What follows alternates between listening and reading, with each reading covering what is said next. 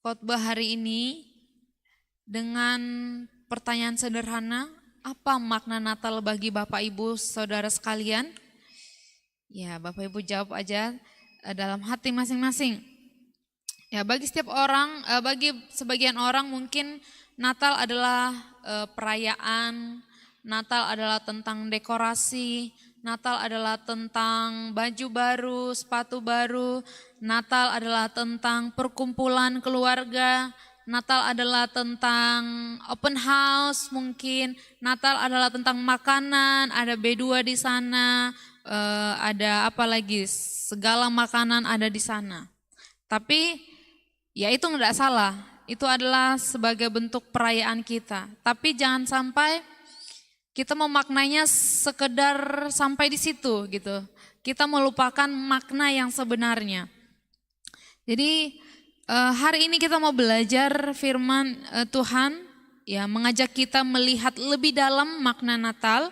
Sebab Natal bukan pertama-tama tentang apa yang kita lakukan untuk merayakan Natal, tetapi melainkan apa yang Tuhan sudah lakukan bagi kita. Nah, jadi di hari ini kita akan belajar makna Natal, apa yang Tuhan sudah lakukan bagi kita. Ya, melalui Natal kita diingatkan kembali apa yang sudah Tuhan lakukan bagi kita. Nah, baik, di tengah dunia yang sudah rusak ini oleh dosa, Allah tidak tinggal diam, Ia datang menghampiri manusia, turun ke dunia, Ia menyatakan dirinya. Dan ketika kita bertanya tentang makna Natal yang sesungguhnya, firman Tuhan membawa kita kepada satu kebenaran utama, yaitu Natal adalah bukti kasih Allah yang besar. Boleh kita buka di di Yohanes 3 ayat 16. Ini ayat yang mungkin sudah kita hafal gitu ya. Karena saking sudah hafalnya, justru ayat ini kita bisa kehilangan kedalaman maknanya gitu. Oke, jadi kita baca bersama-sama. Yohanes 3 ayat 16, 1, 2, 3. Karena begitu besar kasih Allah akan dunia ini, sehingga Ia telah mengaruniakan anaknya yang tunggal, supaya setiap orang yang percaya kepadanya tidak binasa, melainkan beroleh hidup yang kekal. Ya. Kata kasih yang dipakai di sini adalah agape dari bahasa Yunani, kasih yang tidak bergantung pada kelayakan objek yang dikasihi, atau kasih tanpa syarat, kasih tanpa timbal balik gitu. Jadi artinya Allah tidak mengasihi dunia karena dunia baik, karena dunia suci, karena dunia setia, tapi justru karena Alkitab justru menegaskan bahwa dunia berada dalam kondisi yang jatuh dalam dosa. Jatuh dalam dosa. Nah, yang lebih mengejutkan lagi, Yohanes tidak berkata bahwa karena begitu besar kasih Allah akan orang-orang benar. Yohanes tidak bilang begitu, tapi karena begitu besar kasih Allah akan dunia ini, akan dunia. Dunia bahasa aslinya kosmos, atau dunia yang memberontak, rusak dan menjauh dari Allah.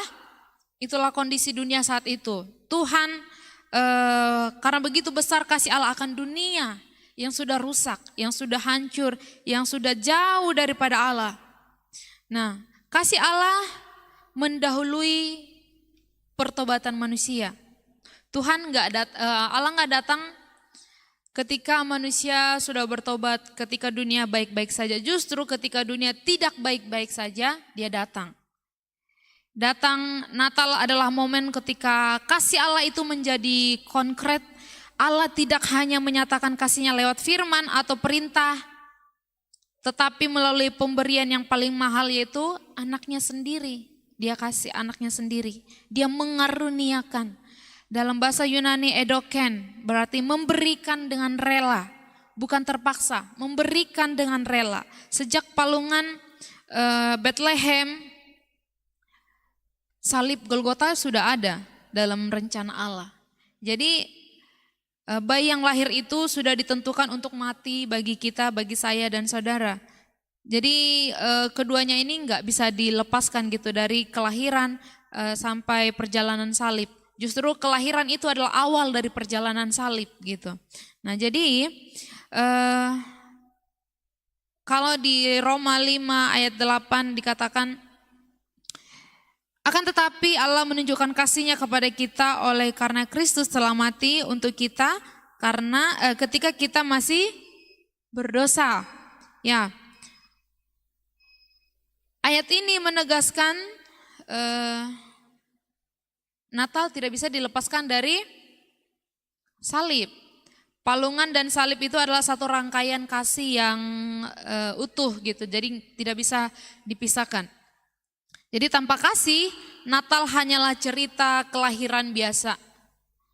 Ya, seperti selayaknya cerita-cerita orang ada kelahiran gitu. Tapi karena ada kasih, luar biasa kita lihat kalau semalam kita mendengarkan Yesus lahir dengan sederhana, datang dengan ajaib justru.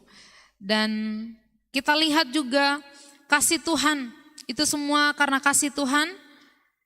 Natal adalah permulaan keselamatan bagi kita. Natal ada permulaan keselamatan. Jadi di Lukas 2 ayat 7 mencatat bahwa Yesus dibaringkan di palungan, tempat makanan hewan. Tempat makanan hewan saat itu. Jadi ini bukan suatu kebetulan, tapi memang sudah Tuhan rancangkan. Ini menunjukkan bahwa Sang Pemberi hidup rela masuk ke tempat yang paling sederhana, tempat yang paling rendah. Artinya Tuhan Tuhan adalah Raja segala raja, tapi Dia rela datang tanpa kemegahan.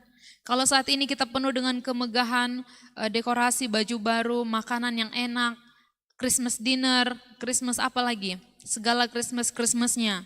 Dan kawan-kawannya kita lakukan, menghabiskan segala sesuatunya, dana, segala macam, pokoknya dibuat megah gitu. Tapi itu bukan makna Natal yang sebenarnya, itu hanya sekedar perayaan kita, ya menunjukkan sukacitanya kita gitu di hari Natal. Ya nggak salah juga gitu kan, kita menunjukkan sukacita kita di Natal gitu. Tapi jangan lupa makna yang sebenarnya adalah kasih Allah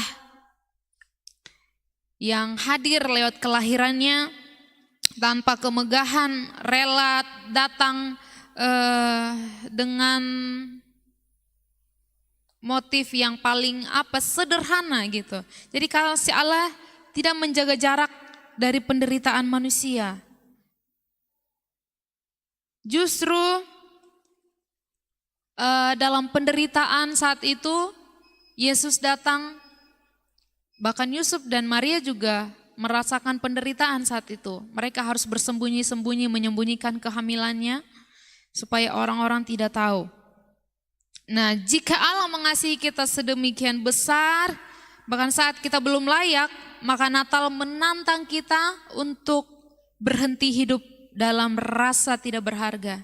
Kita ini adalah orang-orang yang paling berharga. Kita ini adalah orang-orang yang dicintai, orang-orang yang dikasihi. Kita sudah melihat bagaimana besar kasih Tuhan bagi kita.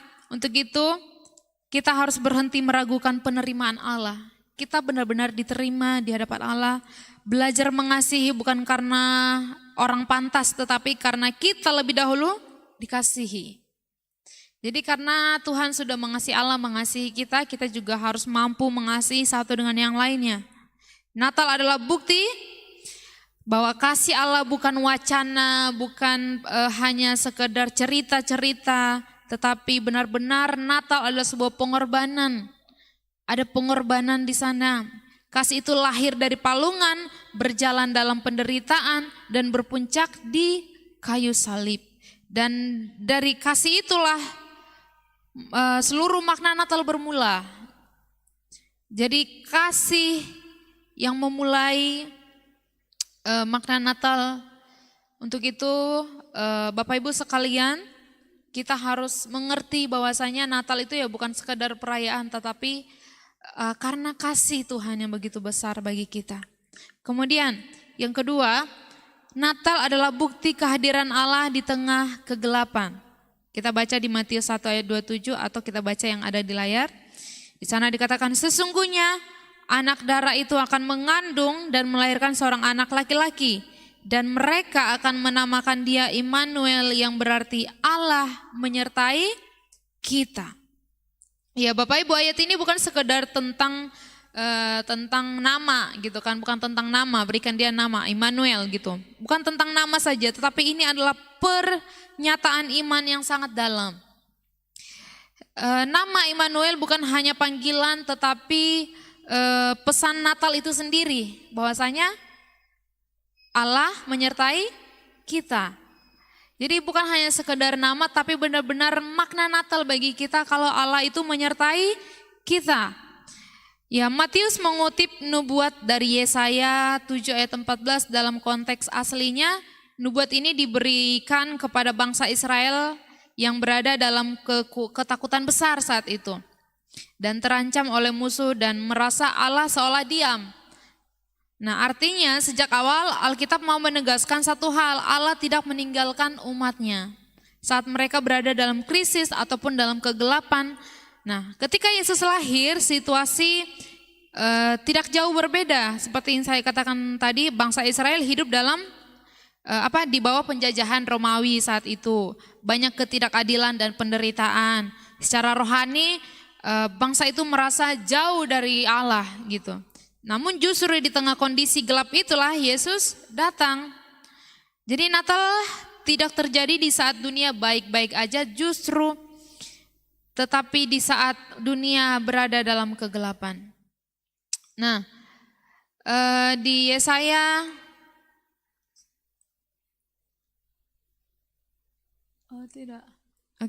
di Yesaya 9 ayat 1 sampai 2 di sana dikatakan, bangsa yang berjalan di dalam kegelapan telah melihat terang yang besar. Nah, kegelapan dalam Alkitab bukan hanya berarti masalah ekonomi atau penderitaan, tetapi juga dosa, ketakutan, kehilangan arah hidup, putus asa. Itu semuanya adalah kegelapan dalam kita. Mungkin saat ini kita mengalami penderitaan, duka, apapun itu semuanya. Tapi Yohanes 1 ayat 5 berkata, terang itu bercahaya di dalam kegelapan dan kegelapan itu tidak menguasainya. Bapak Ibu, kita perhatikan, firman Tuhan tidak berkata kegelapan langsung hilang, tetapi kegelapan tidak menguasai terang. Artinya masalah mungkin masih ada, pergumulan belum selesai, tetapi kehadiran Allah lebih berkuasa daripada kegelapan. Kehadiran Allah lebih berkuasa daripada pergumulan. Kehadiran Allah lebih berkuasa dari segala sesuatu masalah yang mungkin ada. Jadi mungkin Natal tahun ini tidak dirayakan dengan keadaan yang ideal. Ada bagi kita yang mungkin dalam berduka, ada yang sedang sakit hati, terluka, ada yang sedang bergumul dalam keluarga, ada yang sedang bergumul karena doa-doanya belum dijawab, bahkan pergumulan-pergumulan lain. Jadi Natal ini seakan-akan kayak tidak ideal gitu ya.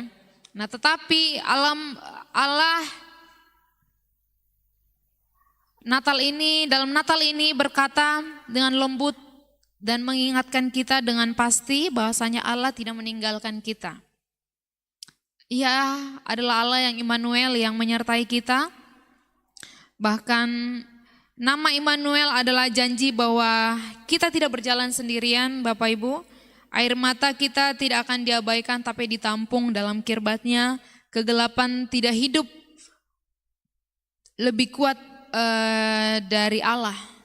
Karena kita punya Allah yang lebih besar dibanding kegelapan dunia. Kemudian yang ketiga, Natal adalah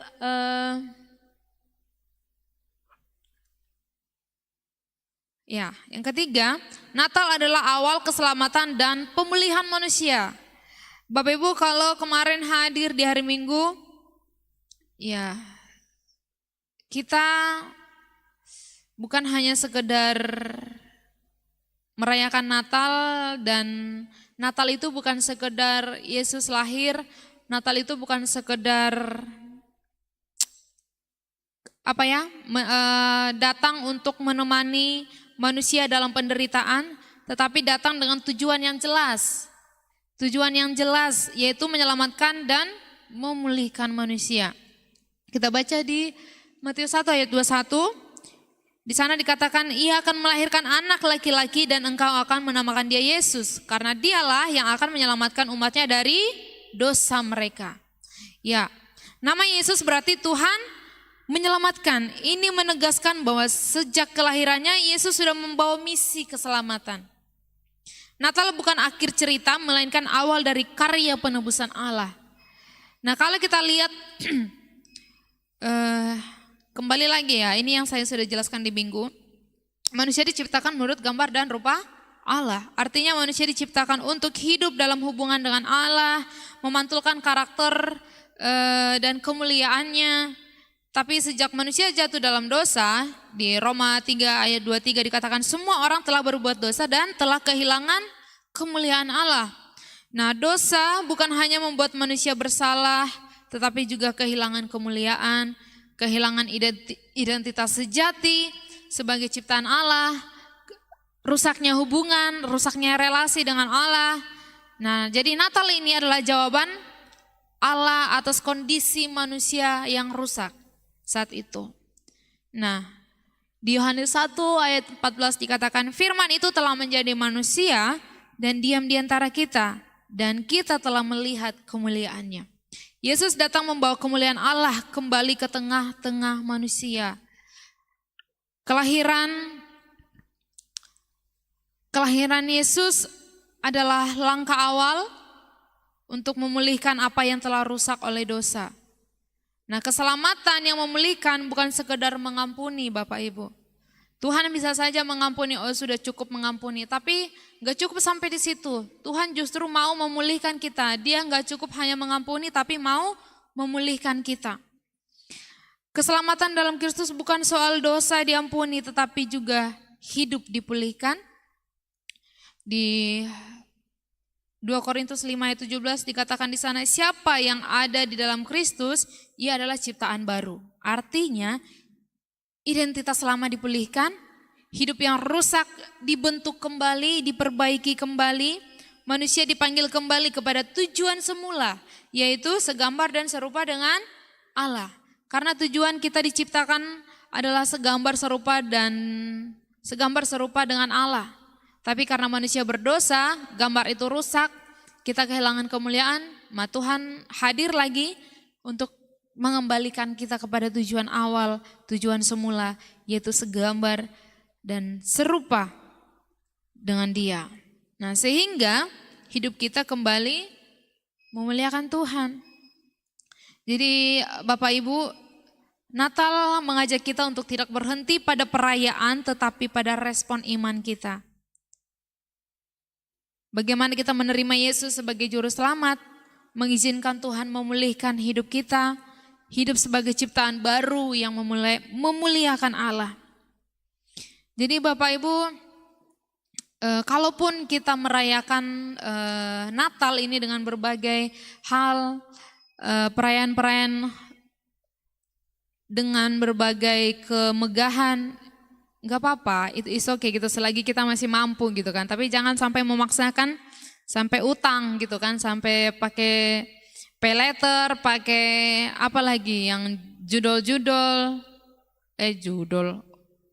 ngutang itu, ngutang online gitu, apa namanya, pinjol. Jangan sampai hanya pengen baju baru harus pinjol, hanya membuat kemegahan semata, kemegahan sementara kita sampai ngutang gitu. Sampai bikin pikiran sendiri. Nah, jadi itu bukan sekedar kemegahan-kemegahan biasa. Jadi Natal itu bukan hanya sekedar hore-hore, bukan hanya sekedar party-party, bukan hanya sekedar ya perayaan-perayaan seru-seruan gitu, bukan. Tapi harus kita maknai Natal ini adalah mengingatkan kita kasih Allah yang begitu besar dan mengingatkan kita bahwasanya Allah menyertai kita, yaitu Immanuel. Kemudian mengingatkan kita bahwasanya Allah itu mau mengembalikan kita ke tujuan awal, yaitu segambar dan serupa dengan Allah. Jadi Bapak Ibu, Mungkin saat ini saya tidak tahu apa yang mungkin Bapak Ibu jalani, proses hidup yang Bapak Ibu jalani, tapi yakin dan percayalah Bapak Ibu, Tuhan beserta kita, dan kita lihat bahwasanya Tuhan itu benar-benar kayak luar biasa gitu ya, datang dengan sederhana di palungan.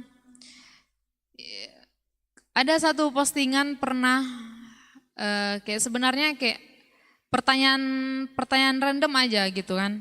Di sana dikatakan, coba di slide, ada slide postingan gitu, slide di Instagram. Dia katakan di sana, di slide pertama dikatakan, coba kamu, kalau kamu yang jadi Yesus, kalau kamu yang jadi Tuhan gitu kan. Yang Tuhan, ini kan maksudnya Tuhan kan bisa segalanya gitu kan. Tuhan punya kuasa, maha kuasa gitu. Tuhan bisa lakukan apapun gitu kan. Tapi Tuhan kok mau gitu, kok rela gitu datang ke dunia jadi manusia, mau menderita bahkan di tempat yang sederhana gitu. Bapak Ibu lahir di mana? Di rumah sakit kah? Atau di rumah gitu kan? Di bidan, itu yang paling sederhana lah kita, di bidan kan. Nah tapi Yesus lahir di kandang domba, di palungan. Aduh, kalau kita jadi, kurasa kita pun jadi manusia biasa nih, kalau dibilang ada ibu hamil, kamu mau nggak lahiran di kandang? Di kandang apa yang ada di sini? Tidak ada kandang domba, kandang B2 yang ada ya kan? Siapa yang mau coba lahiran di kandang hewan peliharaan seperti itu? Tidak ada yang mau. Tapi Tuhan justru hadir dengan kerendahan,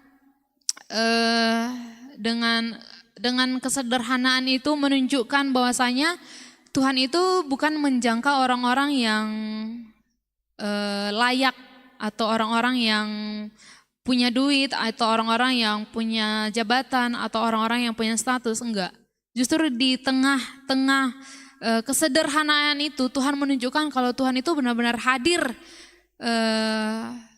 ke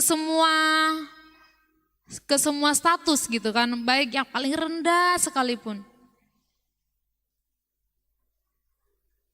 Jadi Natal ini mengingatkan kita itu orang yang paling, manusia yang paling berharga di hadapan Tuhan. Manusia yang paling dicintai oleh Tuhan. Kita lihat kasih Tuhan yang begitu besar. Kasih mana lagi coba yang mau datang ke dunia ini sebagai manusia hidup dan menderita untuk manusia? Tidak ada, hanya Yesus. Jadi Bapak Ibu perlu kita sadari, ya Natal ini jangan bikin kita pusing gitu kan. Kalau ketemu Desember, aduh nanti harus makan apa, beli kue apa, harus pakai baju apa. Enggak, jangan kita pusingin diri kita gitu kan. Tapi perlu kita maknai Natal ini dengan ucapan syukur. Kalau ketemu bulan Natal haruslah kita bersyukur. Karena kita diingatkan kembali dengan pengorbanan Tuhan Yesus, kehadiran Tuhan Yesus yang datang dengan kasih gitu. Jadi Bapak Ibu enggak salah kalau kita merayakan ya. Saya enggak menyalahkan Bapak Ibu merayakan dengan berbagai kemegahannya gitu ya. Ya saya juga maksudnya merayakan dengan sukacita ya, kalau ada makanan ya makan gitu. Kalau ada pakaian baru dipakai, ya itu sebuah sukacita kita gitu kan. Tapi itu lagi Bapak Ibu jangan lupa, jangan sampai Natal kita ini terfokus kepada hal-hal yang lain. Natal itu tentang Allah, tentang Yesus. Natal itu bukan tentang pohon Natal, Natal bukan tentang makanan Natal, Natal bukan tentang yang lain-lain. Tapi Natal adalah tentang Yesus itu sendiri, tentang Juru Selamat, tentang Immanuel itu sendiri. Jadi Bapak Ibu, hari ini kita mau, hari ini kita belajar lagi dan saling mengingatkan satu dengan yang lain bahwasanya makna Natal yang sesungguhnya tadi ada 3. Yang pertama, Natal adalah bukti kasih Allah yang besar. Kemudian Natal adalah bukti kehadiran Allah di tengah kegelapan. Kemudian yang ketiga, Natal adalah awal keselamatan dan pemulihan manusia. Yang artinya mengembalikan kita kepada kemuliaan yang hilang, Bapak Ibu. Ya, Pengkhotbah 3 mengatakan ayat 11, ia membuat segala sesuatu indah pada waktunya. Mungkin pemulihan ini belum selesai hari ini. Akan ada kita masih berjalan dan kita masih menjalani hidup, Bapak Ibu. Masih akan ada yang kita lalui gitu ya. Jadi Tuhan belum selesai bekerja, Tuhan masih bekerja sampai pada akhirnya nanti kita melihat karyanya Tuhan. Jadi Allah memulai karyanya dan ia setia sampai benar-benar selesai, sampai benar-benar kita kembali kepada kemuliaan, kembali kepada rencana semula, kembali kepada ke awal gitu kan, restart gitu. Jadi kita mau di restart kembali ke awal, disegarkan kembali supaya kita kembali ke tujuan kita diciptakan, yaitu segambar dan serupa dengan Allah. Ya, jadi Bapak Ibu terkasih, marilah Natal ini bukan hanya sekedar perayaan, tapi kita hidupi. Kita hidupi Natal ini. Natal sesungguhnya adalah Natal yang membuat kita damai, karena kita sudah mengetahui Dia hadir dengan kasih. Jangan sampai Natal ini yang membuat kita kehilangan damai sejahtera. Jangan sampai kehilangan damai sejahtera. Banyak hal yang mungkin membuat kita kehilangan damai sejahtera, apalagi kalau Natal-Natal yang sudah kita lalui ya. Maksudnya Natal kali ini kan sudah tidak ada lagi panitia yang sudah selesai. Kalau Natal-Natal yang sudah kita lalui sebelumnya mungkin ada kepanitiaan lah, banyak yang harus disiapkan. Tim konsumsi, tim dekorasi, tim apa segala macam tuh memikirkan banyak hal sampai kayak pusing gitu kan, aduh gitu. Tapi jadi lupa nih makna Natal sebenarnya apa gitu. Jadi lupa bahwasanya kita ini sudah dikasihi dan perlulah kita juga harus mengasihi. Jadi Bapak Ibu sekalian, ayo di Natal kali ini kita maknai Natal ini dengan benar.